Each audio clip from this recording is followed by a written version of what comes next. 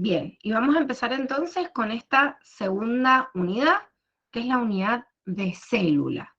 Bueno, esto así como que sí, de repente, los que no lo vieron el año pasado en la escuela, por lo menos alguna vez les dijeron que era una célula, ¿o no? ¿Qué es una célula?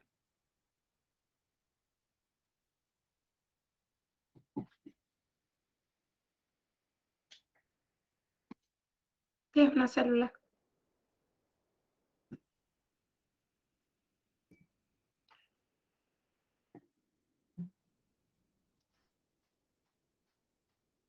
Bien.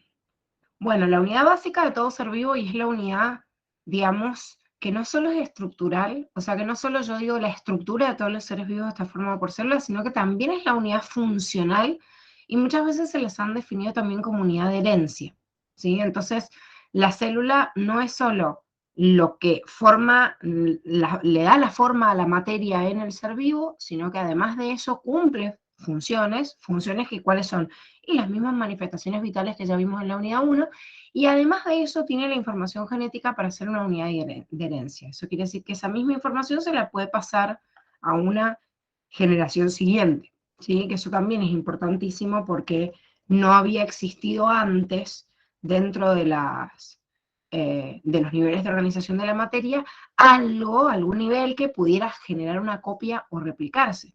¿Sí? Esto solo existe a partir de estos ácidos nucleicos que evolucionan desde el origen de la vida y que desde que dan origen a esta primer célula se piensa que la célula es la que puede dar lugar a otra célula. O sea, lo único, digamos, la única excepción para esta regla es lo que pasó en la Tierra primitiva, porque de algún lugar salió la primera célula.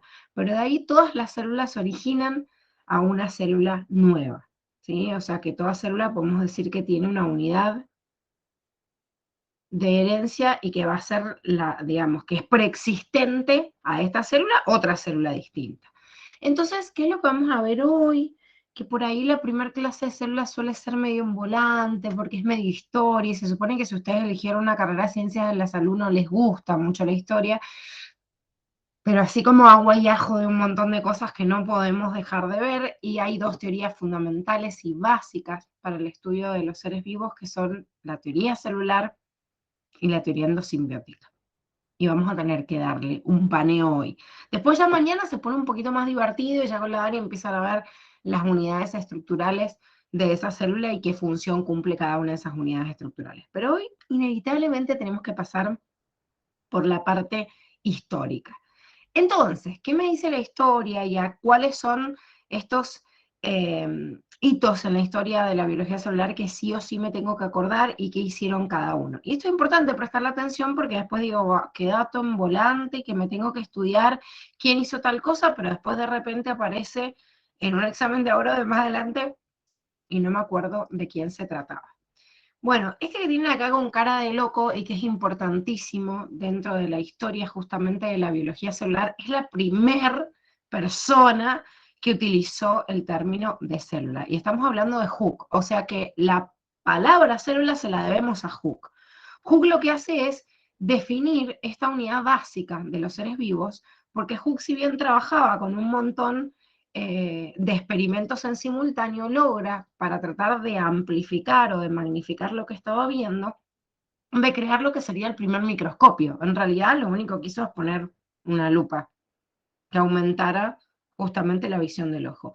De hecho, a eso se le llama microscópico, ¿sí? O sea, algo microscópico es que está debajo del ojo, entonces cualquier cosa que lo aumente como un microscopio es un instrumento que permite visualizar algo que el ojo humano no lo ve. Entonces ya sea una lupa, aunque yo estoy aumentando, no sé, en 2 veces, igual ya sería parte del inicio de lo que yo voy a llamar microscopio. Hoy un microscopio tiene más o menos el lente mínimo de unas 10 por, quiere decir que yo aumento en 10 veces el tamaño de lo que estoy viendo. Si no, bueno, tengo una lupa común, pero no lo pongo en un dispositivo. Y de ahí hay un montón de medidas de magnificación que llego hasta hoy, por lo menos en lo ideal, eh, a poder estar viendo cosas que miden hasta micras y menos de 0,002 micras, idealmente, como le digo, pues lo hacen máquinas computarizadas, pero poder observar algo que en ese momento obviamente no se pensaba. Ese momento estamos hablando del siglo XVII, en el año 1665, donde Hooke crea este primer microscopio, que era como esta lupa, y mete un pedazo de corcho, ¿sí? Un pedazo de corcho, el que conocemos, que está formado por la estructura externa de la pared, o sea, de la parte externa de la corteza de un árbol, que de ahí se extrae justamente el suber o corcho, que es la sustancia como livianita, pero a la vez que le sirve de protección y aislante al árbol en su exterior. Entonces, claro, lo mete y ve como unos cuadraditos así enjaulados, que era cada una de las células de esa célula vegetal, con la pared rodeándolo, por eso se veían bien cuadraditos. Y claro, como tienen una forma rectangular en la célula vegetal, en la mayoría de los tejidos, lo ve como huequitos que le llama celdas. Y justamente el término célula significa eso, una celda, ¿sí? Una celda de lo primero que vio Hope y ya le quedó ese nombre y no se lo sacaron. Pero porque se veía justamente como esa celda.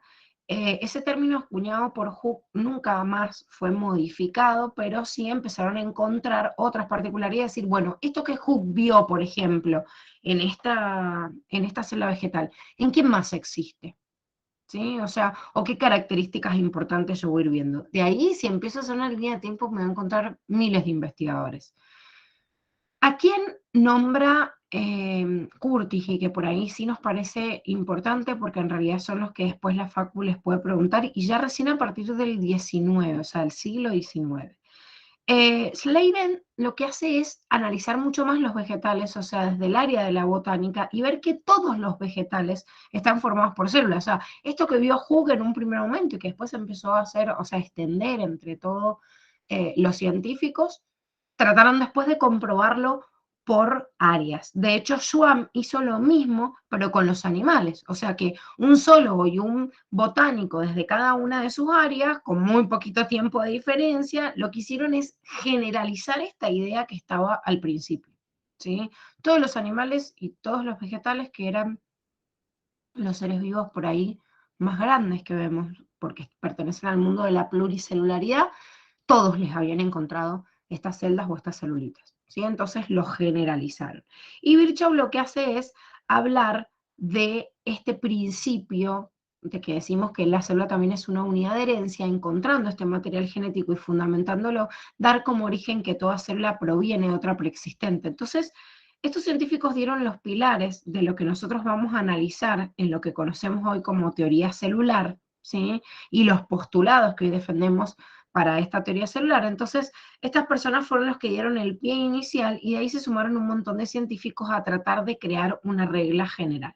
Es importante que ustedes entiendan que en la era del auge de la ciencia, veo como que se trataba de justificar todo por leyes, leyes fundamentales. Vieron que ustedes en física y en química ven leyes, ¿sí? Leyes de lo... Ahora no sé si están viendo las leyes de los gases, en química no me acuerdo si Rodrigo había cambiado el programa.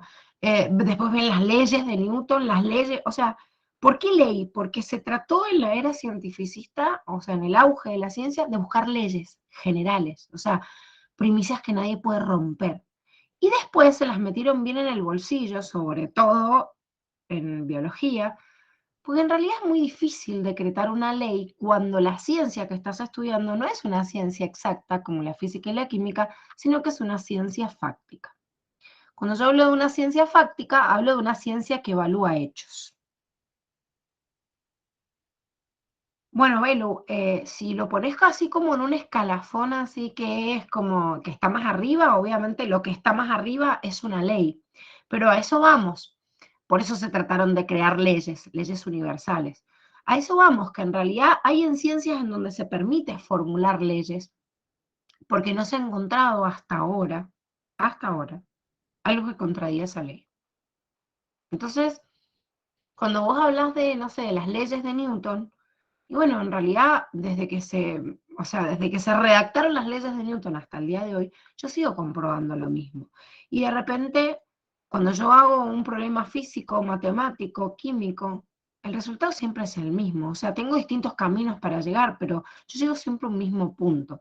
Entonces, cuando yo estoy hablando de una ciencia exacta, que es una ciencia que crea el hombre, observando fenómenos del medio, pero la crea el hombre para dar un artilugio matemático, y de esa manera yo doy una respuesta, y la matemática en sí es un invento del hombre, que trata de ordenar lo que ya conoce, pero es un invento del hombre. Entonces, en esa armonía de ese invento del hombre, obviamente siempre todo cierra, y por eso yo creo que puedo crear leyes universales. Ahora, en la biología y en otras ciencias se trató de hacer lo mismo, pero en realidad después se dieron cuenta que no habían leyes cuando yo estoy hablando de una ciencia fáctica. ¿Por qué? Porque la ciencia fáctica estudia hechos. Nosotros no inventamos la célula, tampoco inventamos el sistema circulatorio, tampoco inventamos el transporte que hace una proteína de una sustancia en la sangre. Nosotros lo que hacemos en una ciencia fáctica es ver lo que pasa en el universo y ponerle un nombre a determinado evento. Entonces yo le pongo un nombre y veo en otra situación que pasa lo mismo y lo mismo y lo mismo, entonces tiendo a generalizar como se hizo en este auge de la ciencia, ¿sí? Todos los animales tienen células, todos los vegetales tienen células, todos, bueno, trato de buscar generalidades. Eso pasó en la era cientificista, entonces se trató de buscar principios generales. Y después se dieron cuenta que habían tantas excepciones que yo tomo como si fuera esa ley, pero en realidad como una hipótesis que es la más aceptada en ese momento y la llamo teoría. ¿Sí? Es como, es como lo mismo que una ley, pero reconociendo que es una ciencia y que en realidad es una explicación provisoria, salvo que algo cambie porque mi ojo no lo está viendo, porque mi mente no lo está llegando a racionalizar, porque todavía no se ha creado una máquina para comprobarlo. O sea, imagínense en la época de Hooke, ver una célula fue como, wow. O sea, no, nadie había visto una célula antes, nadie había visto que una planta tenía una estructura o una unidad funcional que era igual que la de un animal. Eso nadie lo había visto. Bueno, lo definió y dijo, acá hay una célula. Claro, y después está todo el proceso donde yo me tengo que poner a ver todas las muestras que yo tengo de vegetales o de animales que existen y decir, che, parece ser que todos los vegetales tienen célula. ¿Y por qué parece ser? Porque cuando un botánico afirma y dice, todos los vegetales tienen células. Ahora yo les hago una pregunta, ¿tenemos forma de analizar absolutamente todos los vegetales que existen y han existido en el planeta Tierra? O sea, ¿cómo hago? No me alcanza, hay cosas que trascienden, imagínense, la vida del hombre. Y ni siquiera, o me alcanza toda la vida para contabilizarlo. Entonces, yo creo una hipótesis más probable a una explicación de un fenómeno que yo veo. Esa hipótesis se pone a prueba a través del método científico, que es el que utilizamos nosotros hoy, que es el hipotético deductivo y que lo seguimos usando en la ciencia. Elijo la hipótesis, la pongo a prueba, y cuando esa prueba me da correcta, yo elaboro una teoría. Y después viene otro científico y hace un experimento parecido y elabora esa teoría, y elabora otra teoría. Bueno, cuando varias teorías van en común, se toma como una teoría general. Y hasta que aparezca alguien que se le ocurra decir algo contrario, esa teoría sigue vigente. Hoy en día en la biología sigue vigente la teoría celular. No es una ley, porque no sabemos después si nos encontramos vida marciana y aparece algo que no tenga una célula y que igual atente contra todas las manifestaciones vitales que nosotros conocemos. ¿Puede pasar? Bueno, no sé, chicos. Dicen que la realidad siempre supera la ficción. Hemos visto tantas cosas raras en la película que ya no sabemos si existen, no existen. O sea, uno entra, uno entra en paranoia.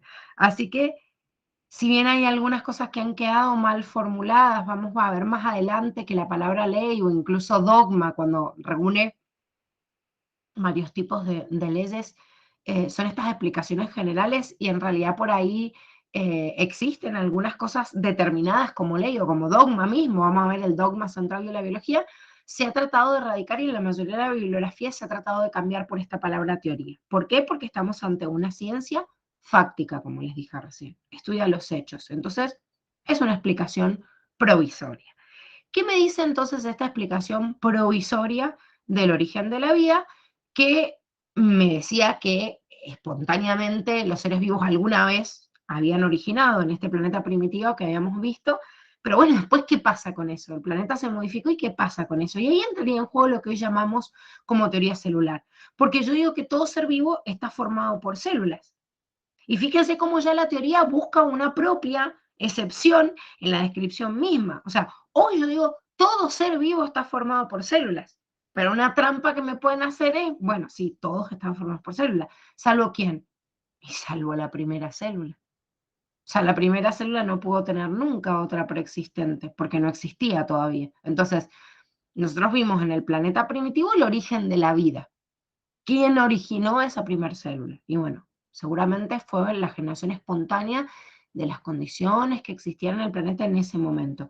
Pero ¿por qué yo hoy digo que todo ser vivo está formado por células? Porque hoy, con las condiciones que existen en nuestro planeta, y las que existen hace un montón en realidad de años, no se puede crear vida como se hubiese creado en ese primer momento. Entonces yo hoy no entiendo la vida, sino es a través de la creación a partir de otras células.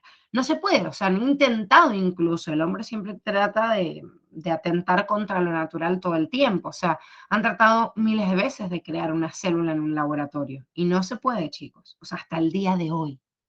Pues después yo digo, todo ser vivo está formado por células y después de repente crean una máquina en la cual yo puedo crear células y puedo crear formas de vida espontánea, entonces esta teoría otra vez la tiro a la miércoles y tengo que crear otra nueva. Por eso son teorías provisorias. Yo hoy no conozco otra forma de vida, ni en lo más ínfimo, ni en una bacteria chiquitita, que no venga de otra célula.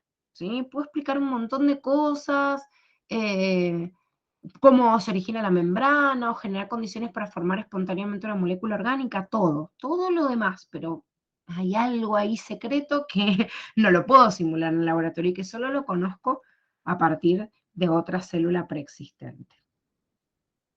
Bien, ¿qué otro principio es importante en esta teoría celular? Las reacciones químicas de un ser vivo ocurren en la célula. O sea, ¿qué reacciones químicas? Y las reacciones químicas que forman parte del metabolismo. Y yo, ¿cuáles son las necesidades vitales de un ser vivo? Y respirar, nutrirse, o sea, adquirir del medio los nutrientes básicos, eliminar los desechos, o sea, llevar a cabo el control de la homeostasis. Llevó a cabo un montón de reacciones químicas para poder mantener el equilibrio. Entonces, para meter agua, sacar agua, para metabolizar, no sé, glucógeno, obtener glucosa, para absorber algo del medio. O sea, llevo a cabo un montón de mecanismos y un montón de reacciones que me van a posibilitar justamente que ese ser vivo pueda llevar a cabo todas sus reacciones vitales. Después hay otro conjunto de manifestaciones o reacciones que no son vitales, que pueden tener algunos seres vivos y otros que no. Claro, bueno, sí, velo. Los que sean católicos le dan la explicación a Dios, a otros les dan, perdón, es que los leo intermitente porque saco el power para revisar el chat.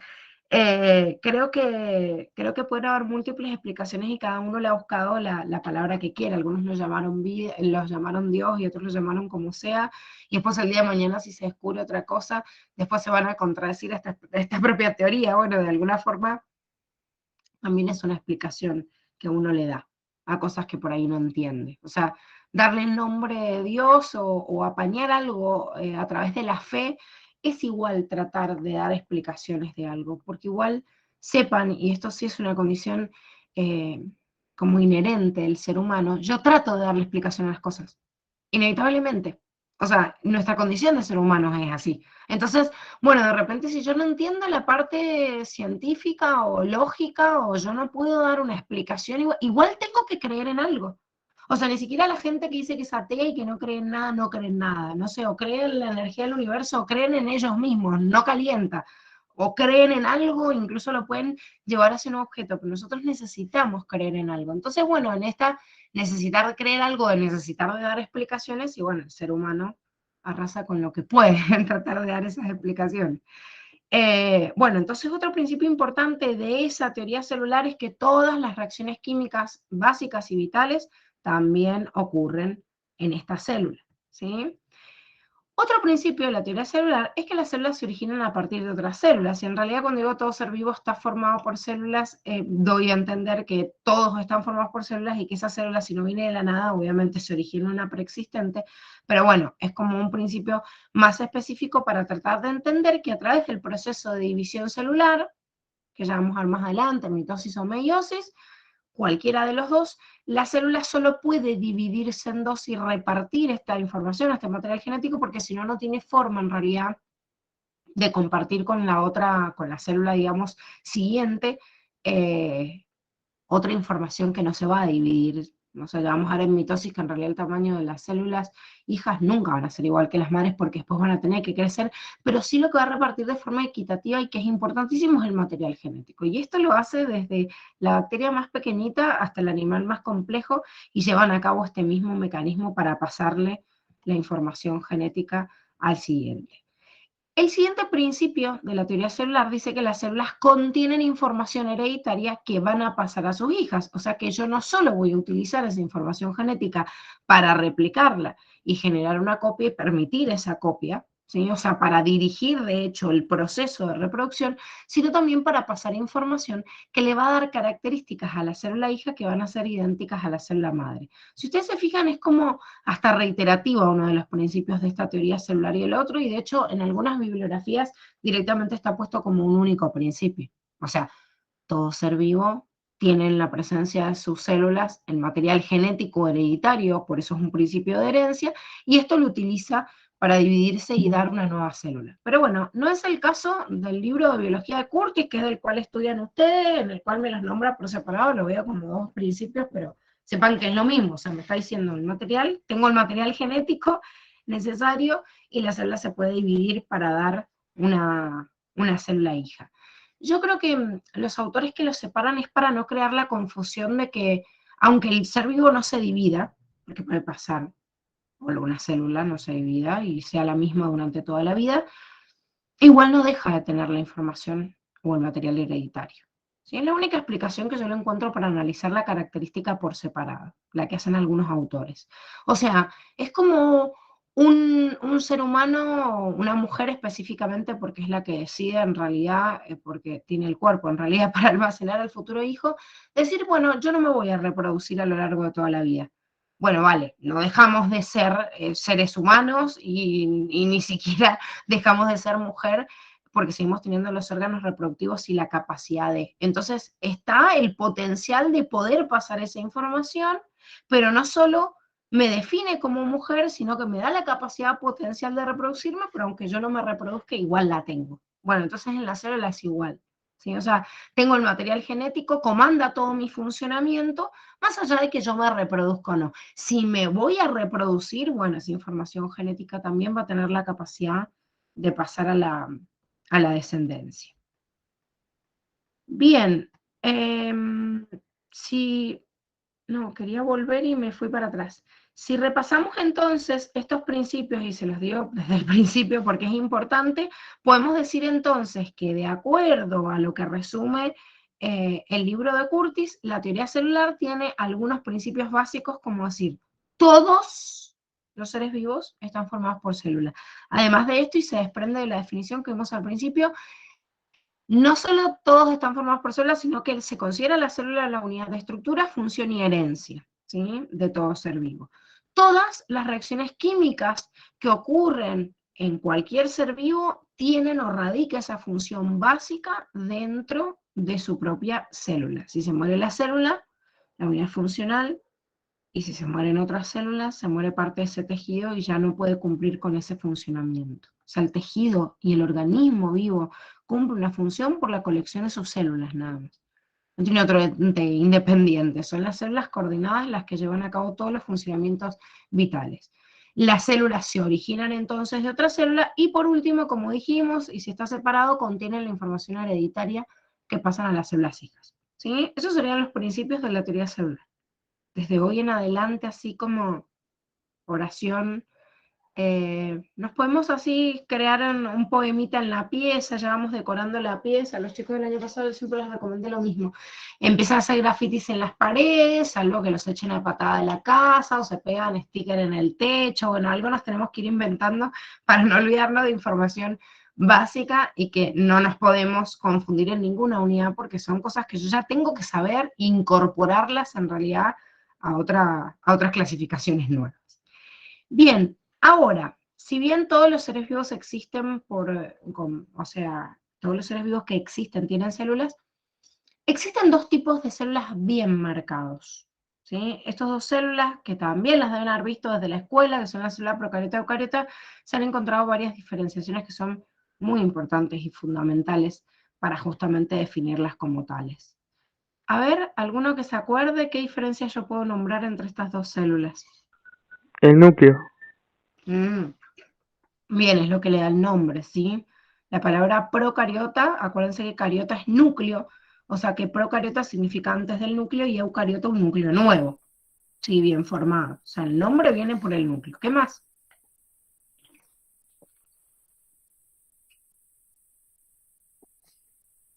¿Qué otra diferencia tienen estas células?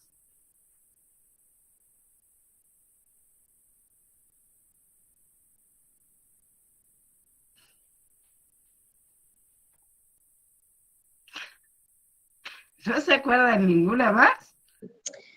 El material genético. Bueno, tienen distinto material genético, ¿qué más?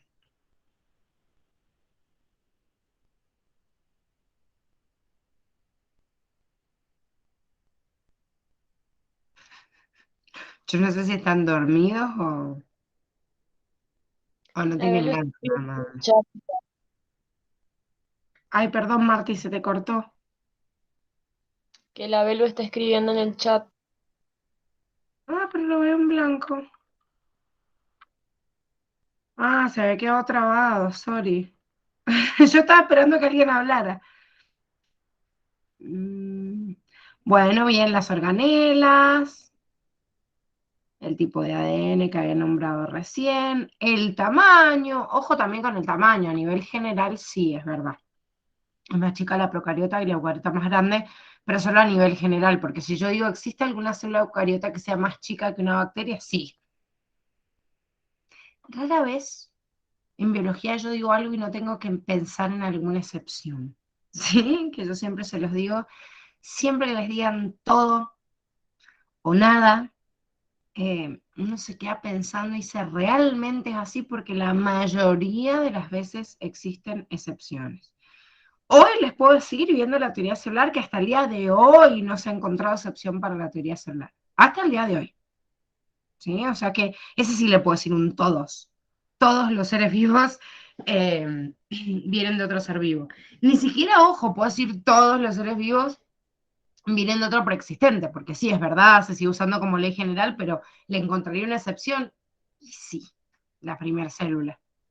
Pero igual se toma como ley general. O la facultad siempre lo ha tomado como un todos. Porque bueno, sería como la explicación del origen de la vida. Todo lo demás vendría como dentro del paquete de la teoría celular. Bien, entonces, como estábamos repasando recién, y para dejarles un cuadrito de resumen de estas características principales que diferencian estos dos tipos de células, esta procariota, que es la más viejita, pero hasta el día de hoy existe y de hecho es la que más variedad existe, ¿sí? En la célula procariota, porque la célula procariota, o esa que decimos antes del núcleo, es la más primitiva, pero claro, como es la más primitiva y sigue existiendo, imagínense que tiene como 2.000 millones de años de evolución más que una célula eucariota. Entonces, ha logrado una diversidad terrible en el planeta y dominan. ¿Sí? La célula procariota domina el planeta a comparación de todas las eucariotas. Entonces, no tiene núcleo, son más chiquititas y menos complejas. Tienen este material que estaba nombrando la Belu, que es un ADN circular, o sea que tiene una punta que se une o se ensambla con otra y no tiene extremos, que esto en la replicación del ADN nos va a ser importante y significativo. Está unido a determinadas proteínas, pero esas proteínas se las llama proteínas no histónicas para diferenciarlas de un tipo de proteína específica que existe en las células eucariotas, ensamblando a ese ADN que se llaman histonas. Ojo que en la célula eucariota también hay proteínas no histónicas, ¿sí? O sea, para aclarar un poquito esto, porque después más adelante en la otra bibliografía lo van a tener, acá le dice débilmente asociado a proteínas porque es lo que me dice en esta parte de la unidad, y acá les dice histónicas y no histónicas. Bueno, les agrego para que entiendan que estas proteínas a las cuales está débilmente unida la célula eucariota para ensamblar ese ADN, también son proteínas no histónicas. Entonces, la célula procariota tiene ADN circular, está débilmente unido a proteínas. ¿Y a qué tipo de proteínas? A proteínas no histónicas. Tiene un solo cromosoma, a diferencia de las células eucariotas que siempre presentan mucho más. y no está respaldado por una membrana celular, que es lo que forma justamente lo que estaba nombrando recién como núcleo, pero sí hay una región en la cual se encontraría, en esa región la llamo nucleoide, ¿sí? Y una última diferenciación que también es muy importante, no solo no tiene núcleo, sino que no tiene ninguna estructura en el interior formada a través de membranas. Entonces decimos que no tiene organelas membranosas. Y hacemos esta aclaración de organelas membranosas porque hay algunas bibliografías, incluidas Curtis, que llaman a una estructura muy importante dentro de esa célula, que es el ribosoma, que es un tipo de organela, pero no es membranosa, y sí está en la procariota. Entonces, aclaro y digo, no hay organelas membranosas. ¿Qué le pasaba a la célula eucariota? Tenía núcleo, era más grande, más compleja, el ADN es lineal, tiene estos extremos que los vamos a ver más adelante que se llaman telómeros, unido a proteínas, ¿sí? A proteínas histónicas y a proteínas no histónicas. No tiene un cromosoma, sino varios, ¿sí? Rodeados además estos cromosomas por esta envoltura nuclear, que es lo que forma el núcleo verdadero, y además un montón de organelas también en el interior de la célula. ¿Dudas hasta acá? No. ¿No? Bien. Bueno, perfecto. Habiendo visto estas características así como esenciales entre cada uno, teniendo en cuenta estas células, digo, bueno, ¿y dónde están estas células? Y si bien en la naturaleza se definieron históricamente los 5 reinos de la naturaleza, ojo, igual, tampoco es que es tan nuevo. O sea, yo encontré un manual de mi vieja el otro día de la primaria. A ver, mi mamá hoy tiene 60 años. O sea, no es que es 62, pero no es que es recontra revieja. Imagínense sus abuelas o por ahí ven algunos de esos vecinos viejitos que andan con el bastón en la calle que ya tienen sus 80, 90 y largo. O sea, imagínense que ahí vamos a estar mucho antes de lo que yo les estoy contando. Un manual de la primaria de mi mamá hace un par de añitos atrás y se hablaba del reino vegetal, del reino animal y del reino mineral. O sea, se creía igual que los minerales estaban dentro de un reino de lo que hoy clasificamos dentro de los seres vivos. O sea que cuando yo hablo de la ciencia, no estoy hablando de algo como muy viejo.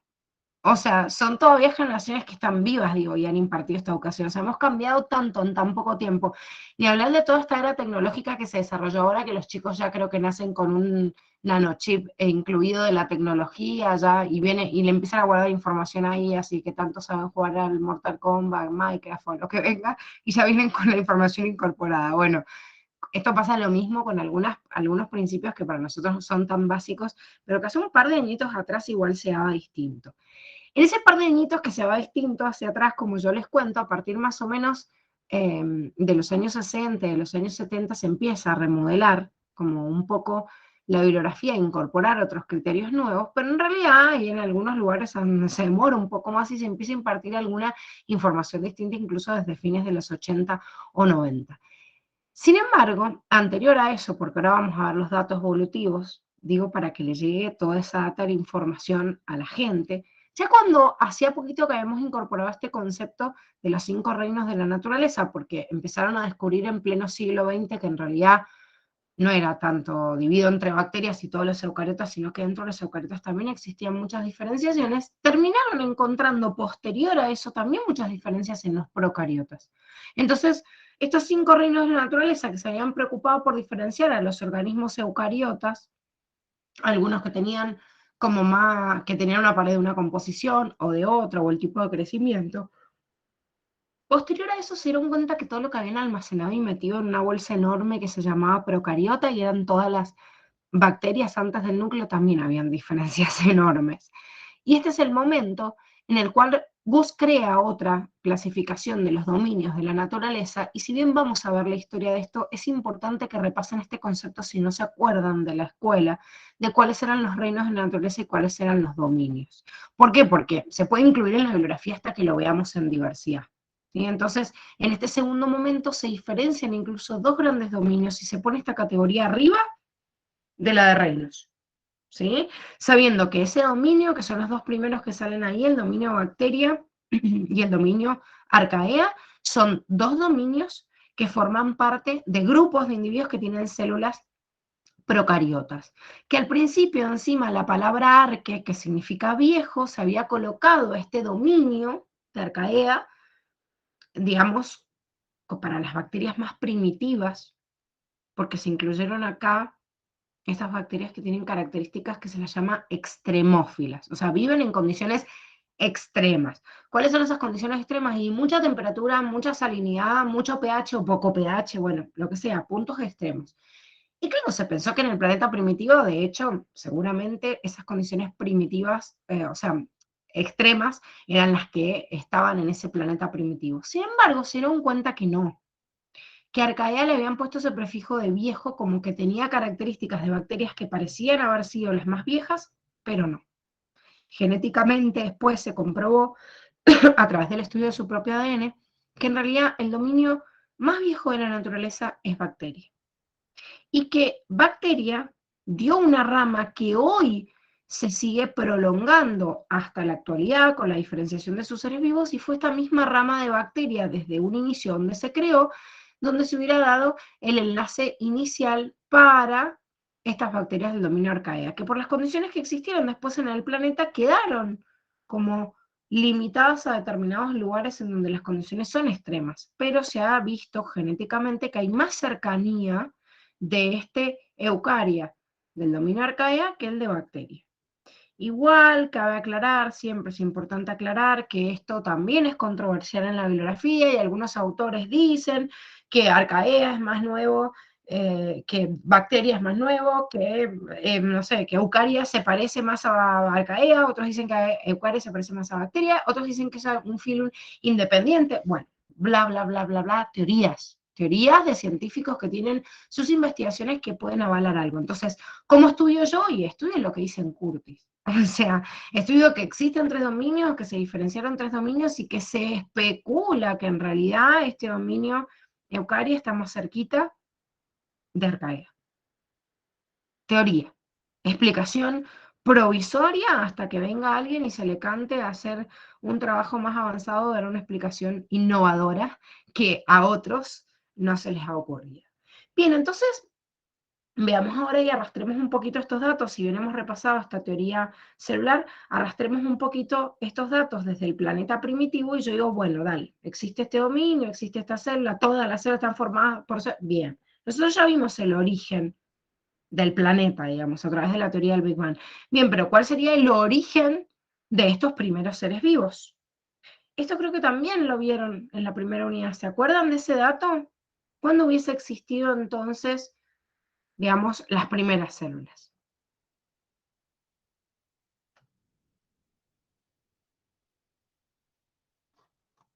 Ah, no estoy viendo el chat. ¿En la atmósfera? Bueno, en realidad la hidrófera, porque se piensa que se hubieran originado en el agua. Pero ¿hace cuánto, digo? Yo les pregunté en la clase, no me acuerdo si les pregunté yo, no, les debe haber preguntado a la Dani, preguntó otro grupo. ¿Cuándo era el origen de la Tierra? Que es lo que habían visto en la unidad 1, y ya hemos repasado en la bibliografía que, si bien la mayoría de la bibliografía repite en sus datos 4.600 millones de años, hay una parte donde les dice 4.600 a 4.800, y bueno, varía entre eso el margen que se ha pensado. O sea, hace 4.600 millones de años apareció el planeta, o sea, apareció de la teoría del Big Bang lo que sería la Vía Láctea y se empezó a formar lo que sería el planeta. Pero de ahí, ¿hace cuánto se origina la primera célula?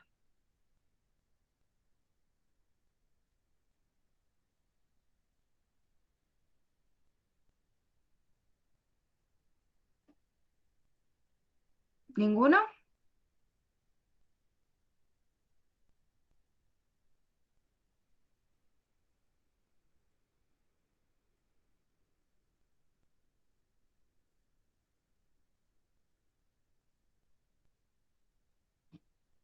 ¿Ninguno se acuerda? Bueno, qué bueno que uno repasa como un montón de datos a lo largo de toda la, de toda la historia, entonces pueden tejer, sí, este hilo. Nosotros, desde distintos marcos y desde distintas teorías de hipótesis del origen de la vida, suponemos que en realidad aproximadamente hace 2.500 millones de años que apareció el oxígeno en la atmósfera, hubiese sido la explicación en realidad que podríamos darle al haberse originado determinados seres vivos y que posibilitaran justamente el desarrollo de nuevas formas de vida.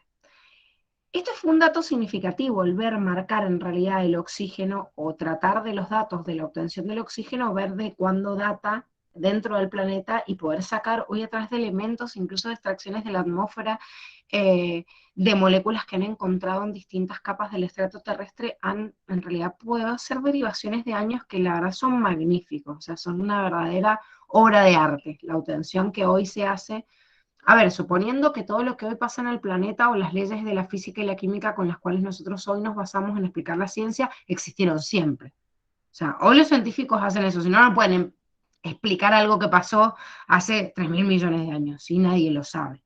Entonces, si hace 2.500 millones de años hubiese originado el oxígeno, quiere decir que hubiese sido el pie del primer oxígeno en el planeta.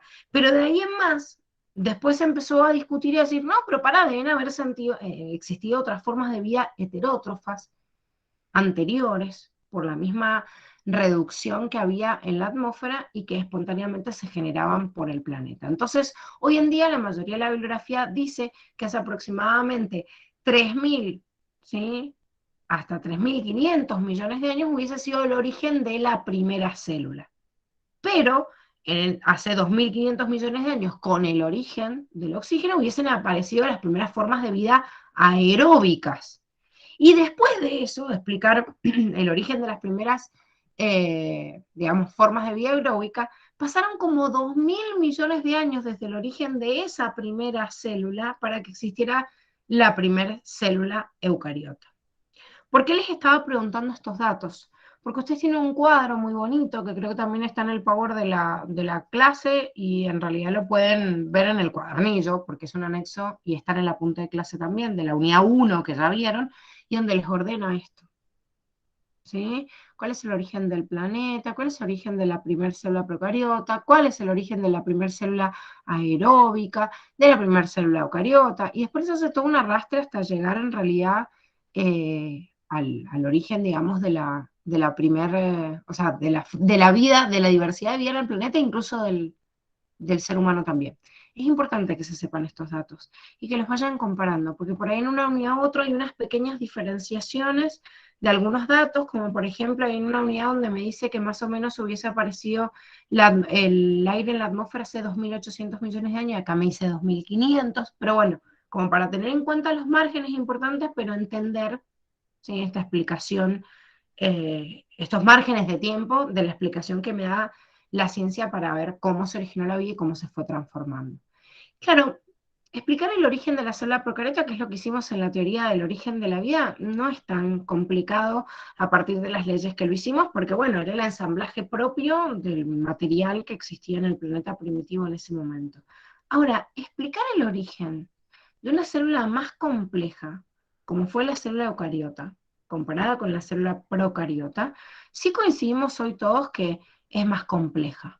O sea, es más compleja la célula eucariota que la célula procariota. Entonces, supongo, vuelvo a lo mismo, por las leyes de la física y la química que hoy conocemos, que se ha ido de lo más simple a lo más complejo, o fíjense, no sé, la teoría que explica la fusión del núcleo, ¿sí?, del núcleo de un elemento y de otro para crear un elemento nuevo. O sea, la teoría, el choque energético entre dos átomos que expliquen que un helio en realidad vino a partir de un hidrógeno en algún momento y con condiciones de temperatura y presión adecuadas, pero no hay otra, es la explicación que le da un alquimista para crear oro.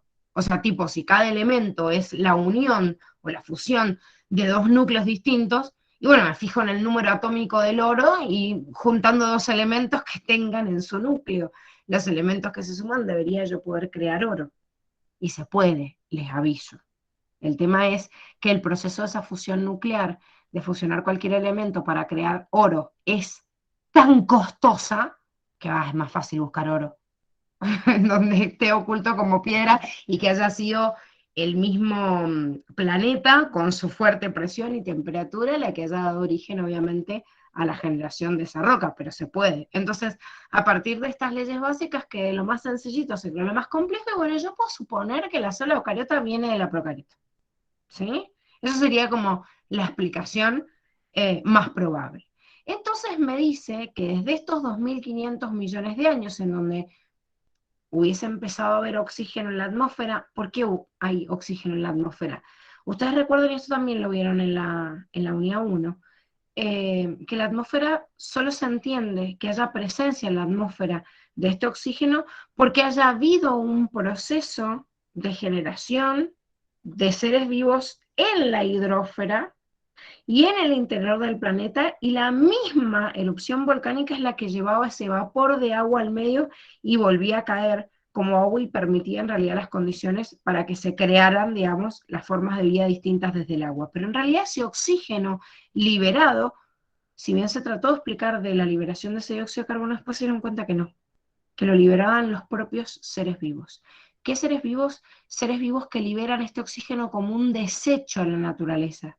Y fue como el desecho más magnífico que existió porque posibilitó una expansión de la vida terrible. Estas primeras, si bien existen otras bacterias fotosintéticas, estas bacterias que tienen acá, que son las cianobacterias, serían las primeras bacterias que se han descrito fotosintéticas que tienen la capacidad de liberar este oxígeno al medio. O sea, una planta también libera oxígeno al medio y cualquier productor lo hace, un alga dentro del grupo de los protistas también, pero en ese planeta primitivo, estas primeras células que hubiesen liberado ese oxígeno al medio son las primeras bacterias fotosintéticas. Después vamos a ver en bacterias que existen otras bacterias que son fotosintéticas y no son cianobacterias, pero por lejos estas son las más comunes. Así que ya desde el principio vayan como acaparándole el nombre o entendiéndola. Estas son las que muchas veces se llamaron algas verde azuladas, porque al principio no se sabía que eran bacterias. Tenían como una estructura parecida a otras algas microscópicas, porque siguen siendo microscópicas, y le pusieron el nombre de algas verde azuladas, y después se dieron cuenta que no eran algas, porque algas no es un procariota, sino un protista y pertenece al reino de los eucariotas, y se dieron cuenta que no, que era una procariota, y por eso le pusieron, la rebautizaron, y se llama justamente cianobacteria. Entonces, claro, ¿qué pasaba? Estas primeras bacterias liberan oxígeno, el oxígeno empieza a ser consumido y se genera una red trófica entre ellos. Hasta ahí en el origen de los procariotas en la Tierra primitiva estábamos más o menos bien. O sea, hay un montón de bacterias que consumen lo que el planeta produce. Llega un momento donde se me acaba el recurso, alguna bacteria con una mutación así espontánea tiene la capacidad de hacer producción, o sea, lo contrario a lo que estaban haciendo las bacterias, y libera oxígeno al medio. El oxígeno fue como un boom explosivo en el metabolismo de los organismos porque les ayuda a acelerar mucho más la tasa metabólica. Esto lo vamos a ver en la unidad 4, pero para que ustedes se den una idea, una persona que se alimenta a través de algo externo, así como cualquier organismo heterótrofo, no solo nosotros, tenemos la capacidad de obtener de esos alimentos el 40% de toda la energía que tiene contenida para yo poder aprovecharla como energía. Entonces, todas las formas aeróbicas que hoy conocemos, que son la mayoría de los seres vivos, aprovechan el 40%. Estas bacterias antes de esto no podían aprovechar ni el 8% del material contenido en moléculas orgánicas. Entonces imagínense, apareció el oxígeno en el medio y fue como expansiva la cantidad de bacterias que se crearon porque se empezaron a reproducir, porque podían obtener con los mismos nutrientes un montón de energía más para llevar a cabo sus procesos vitales. ¿Sí? Entonces fue como un boom explosivo el oxígeno en la atmósfera. Y claro, llegó un momento en donde entiendo el círculo entre procariotas y eucariotas y bueno, ¿y esta onda cómo se cierra? Porque ¿en dónde están las eucariotas? ¿Cómo aparecieron? O sea, si yo explico imagínense una teoría que me explique desde el inicio de la vida la formación de una célula eucariota que podría existir, pero yo veo una célula procariota eucariota y tienen diferencias que acabamos de ver. Una tiene núcleo, la otra no tiene núcleo, una tiene el ADN así, bien. Pero hay patrones básicos que en la naturaleza costaron tanto que se originaran, como una molécula de ADN que tenga la capacidad de replicarse, que es estúpido pensar que esa eucariota puede haber tenido un origen distinto al de la procariota. O sea, que en dos momentos históricos distintos se hubiese creado espontáneamente dos formas así. Y vuelvo a lo mismo, como uno siempre trata de reducir, voy desde el camino más simple a lo más complejo. no estorbando las leyes de la física y la química que conocemos hasta el momento, yo veo esto y digo, bueno, lo más lógico es que la célula eucariota en algún momento haya salido de la procariota. Claro, y la explicación fue, ¿y cómo carajo hizo? Porque no podría explicar a través de una colección de mutaciones lo que yo hoy estoy viendo en la célula eucariota. Es difícil explicarlo así. Entonces ahí ya venía Darwin y toda su teoría de la diferenciación de los seres vivos y, digamos, cómo un ser vivo se puede diferenciar. Si bien Darwin nosotros lo conocemos así como por la teoría de los homínidos, nada más, que sabemos que el ser humano viene del mono, como que le dicen Darwin a cualquier persona y se le viene a la cabeza el dibujito del mono convirtiéndose en ser humano. O sea, no hay otra imagen mental que a la gente se le cree de Darwin. Lejos de hacer eso, nada más Darwin hizo un aporte muy significativo al origen de todas las especies. Entonces, claro, la teoría darwiniana, si bien no se pudo explicar en el momento, después de que Mendel llega y que es el padre de la genética y que puede dar explicación a cosas que a Darwin le había quedado colgadas, yo hoy entiendo la vida a través del origen que se da en el material genético y una mutación espontánea puede llevar a cabo una función distinta. Pero los años de historia del planeta no me alcanzan para entender a partir de esta teoría el origen de una célula eucariota. Entonces, hacia fines del siglo XX, viene esta científica, Lynn Margulis, que se murió hace relativamente poco, una década, no me acuerdo si se murió en el 2011 o 2012, y propone una teoría que fue bastante innovadora para ese momento, porque por ahí a nadie se le había ocurrido, de que en realidad todo el parecido que existía entre una célula eucariota y procariota solo se podía explicar a través del proceso de simbiosis. ¿Pero por qué? Porque en realidad como que adentro de la célula eucariota existían en la actualidad algunas estructuras que explicaban o simulaban lo que había sido una bacteria en el pasado. Por favor, no se confundan esto y no entiendan que dentro de la célula eucariota hay pequeñas bacterias viviendo en ellas, pero así como yo hoy veo un reptil y digo, este reptil tiene el esbozo de algunas de las características que después se reproducen en una determinada ave, más allá de las presiones ambientales, o estos reptiles o estas aves tienen algunos esbozos de lo que se han encontrado, no sé, en huesos de dinosaurios, y que después, obviamente, las presiones ambientales modificaron tamaño y lo que fuera, pero yo las veo y son como muy parecidas. Entonces, eso que yo veo así como muy parecida, trato de entender que tienen un origen en común. Bueno, perfecto. Lynn Margulis detectó que había organelas en el interior de la célula que se parecían mucho al comportamiento que tiene una bacteria y de hecho se diferenciaban del propio material genético de esa célula. Y estoy hablando de organelas muy importantes como son las mitocondrias y los cloroplastos, que son el fundamento y la evidencia, no la única, pero la evidencia de esta propuesta de Lynn Margulis. Entonces, ¿qué propone Lynn Margulis con esta teoría de simbiosis que estábamos hablando? Y que en realidad había una bacteria grande que estaba hambrienta y que quería comer y se come otra bacteria más chiquitita. Generalmente, cuando yo me alimento de algo, el organismo que se come otro más chiquitito lo devora, lo termina de procesar, y listo, y obtiene toda su materia prima para llevar a cabo cualquier tipo de proceso o de manifestación básica, ¿sí? Una reacción metabólica, el control de la homeostasis, lo que sea. El tema es que la explicación de estas cianobacterias y este origen del planeta hubiese sido la explicación o el respaldo de esta teoría endosimbiótica, porque lo que dice Lynn Margulis es que en este primer momento donde el oxígeno hubiese permitido, ¿sí?, que existieran formas de vida más avanzadas, igual necesitaba de algunos procariotas que crecieran en estos medios aeróbicos, que no eran los únicos, porque al principio había solo anaerobiosis en el planeta, entonces todas las formas de vida que conocíamos vivían en anaerobiosis. Cuando empieza el oxígeno en el planeta, empiezan a expandirse, pero hubo un momento donde había procariotas aeróbicos y procariotas anaeróbicos. Significa procariotas que habitaban en un planeta que todavía estaba apenas surgiendo el oxígeno, pero que tenían un metabolismo más lento, como les dije recién, o sea, aproximadamente obteniendo el 8% de un nutriente que yo estoy comiendo, mientras que otros procariotas ya empiezan a evolucionar al principio de este origen del oxígeno en la atmósfera y son procariotas aeróbicos. Significa que pueden prosperar y que pueden proliferar con presencia de oxígeno y de una forma mucho más eficiente. Entonces, claro, yo sé que cada célula es un centro de reacciones químicas de todos los seres vivos, como una máquina en la cual se llevan a cabo un montón de funciones para que el motor arranque. Y esta célula grande para llevar a cabo todas sus funciones metabólicas tiene que comer, sí o sí.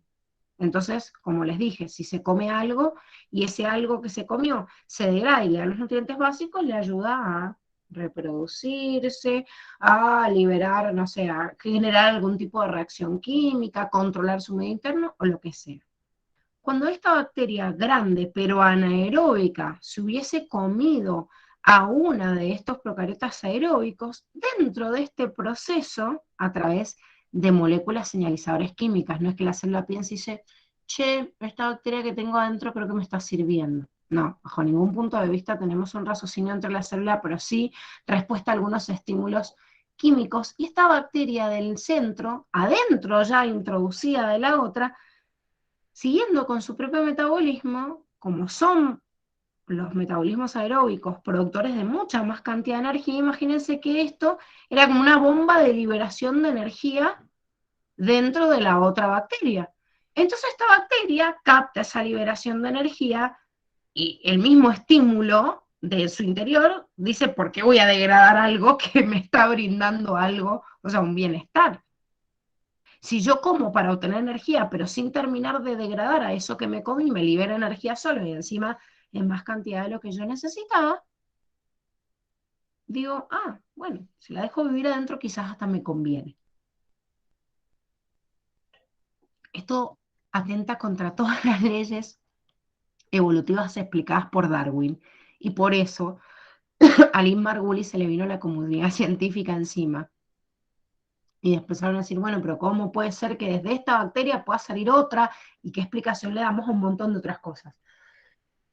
La conclusión es que hoy en día no existe otra aplicación mejor que la de Lynn Margulis para decir, sí, efectivamente esta célula pudo derivar y pudo llegar hoy a la actualidad a lo que nosotros hoy conocemos con esta celulita incluida en su interior. ¿Y cuál es la explicación de que esto haya ocurrido? Que en realidad yo hoy encuentro en las células actuales estas mitocondrias y estos cloroplastos que parecerían haber sido como esas bacterias primitivas que habitaban en esas células. ¿Alguno se acuerda, de los que hayan visto la teoría celular, qué es puntualmente la evidencia que yo encuentro de esas mitocondrias y cloroplastos? ¿Qué es lo que yo veo en las mitocondrias y cloroplastos que me hace pensar que Lynn Margulis tenía razón? ¿El mismo ADN que quién? Ah, estoy leyendo ahora lo antes del chat. Cande, creo que quedó claro lo de las cianobacterias hace un montón. Perdón, lo estoy leyendo ahora. El mismo ADN que quién, Dani. Esas mitocondrias o cloroplastos.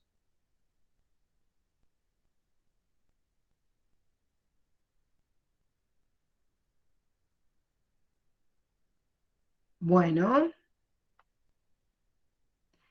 bien, no los ribosomas. Ojo, los ribosomas tienen ARN que en realidad les sirve como base para formar justamente ese ácido ribonucleico y que forma la estructura del ribosoma en sí, pero el ribosoma no tiene ADN. Sí, el ribosoma está dentro del núcleo donde se almacena el ADN, pero sí las mitocondrias, bien, pero sí la mitocondria y el cloroplasto tienen un ADN circular más sencillo como el que nosotros hemos redactado en una bacteria y distinto al ADN nuclear.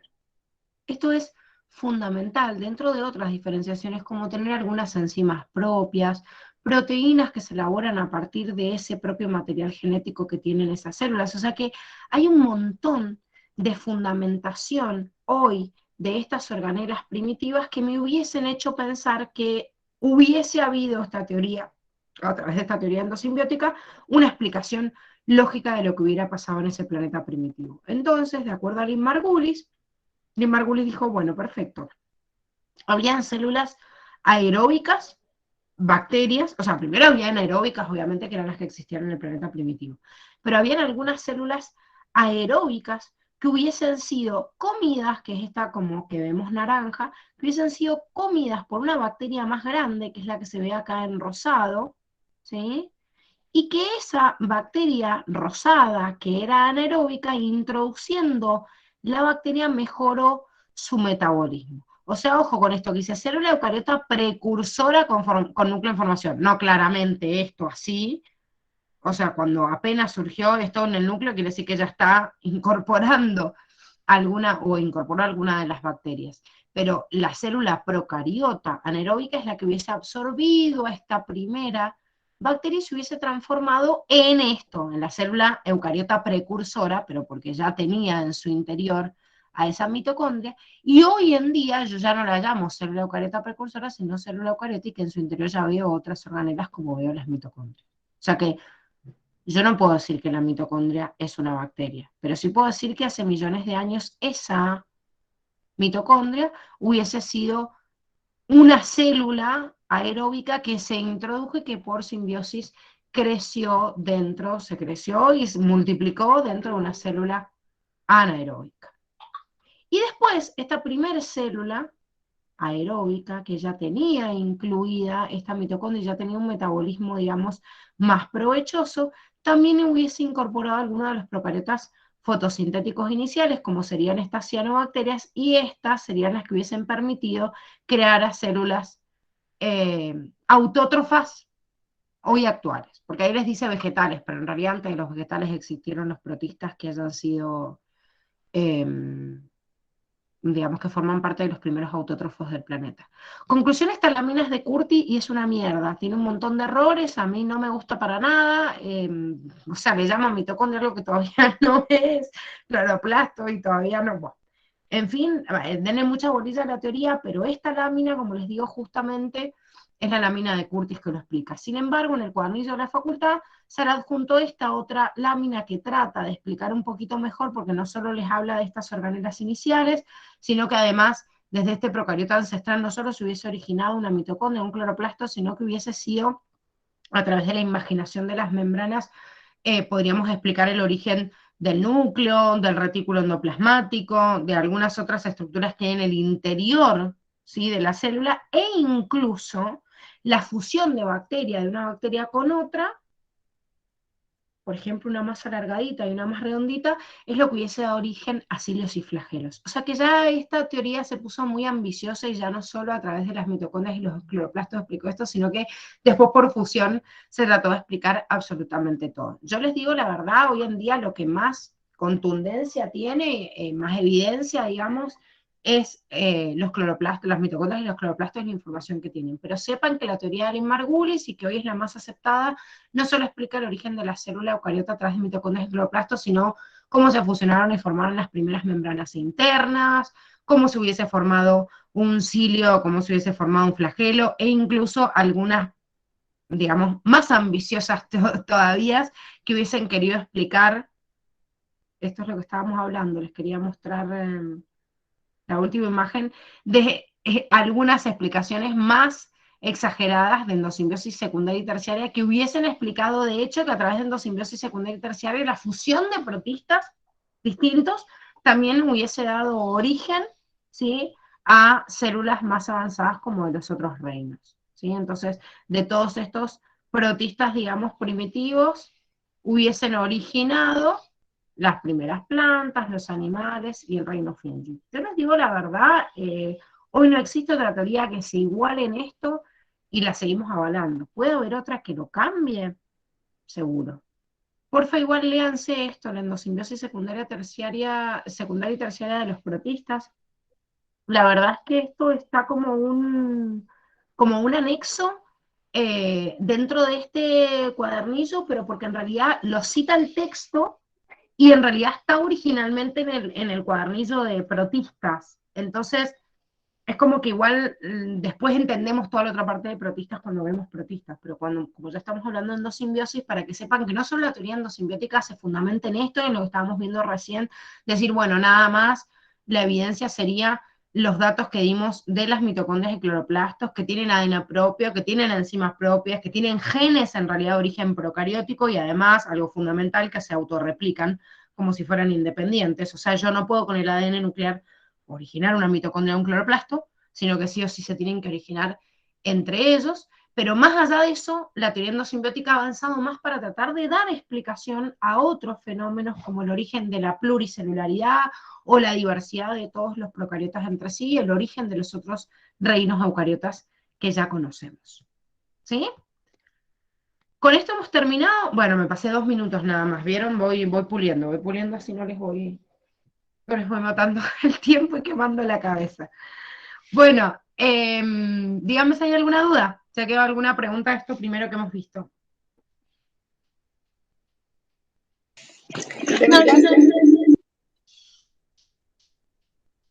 Bueno, sepan que mañana van a empezar a ver la diferenciación ya de las células en general y a escribir a ver toda la parte de la célula procariota y a escribir algunas generalidades básicas de la célula eucariota también, ¿sí? Con la Dani. Así que durante mañana y parte de la semana que viene, porque van a tener en realidad la semana que viene finalización de la unidad hasta que rindan el TP, vamos a estar viendo esta unidad de célula.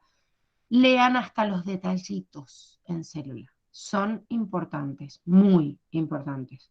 Los pies de página, miro bien el dibujito, veo qué corno hay.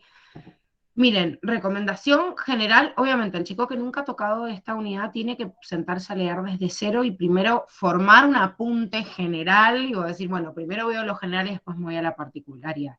Pero es una unidad tan recurrente que cualquier recursante, y sé que en el grupo hay varios, se sientan y dicen, ¿qué embole volver a leer célula? ¿Cuántas veces la habré leído? Es un bodrio volver a leer. Parece que saben todo. Digo, sí, la célula esto, entonces, que cada vez que ustedes se sientan, tienen que buscar algo que realmente haya sido innovador ese día. Es decir, hoy aprendí esto. Entonces, si yo me estoy sentando a leer como un loro y no me sirve de un carajo y no aprendí nada, entonces no sirve ese proceso. No me tengo que detener en lo que ya sé, me tengo que detener en lo que no sé. Entonces, detenerme en lo que no sé es decir, a ver, ¿qué es el huequito que yo no he mirado acá?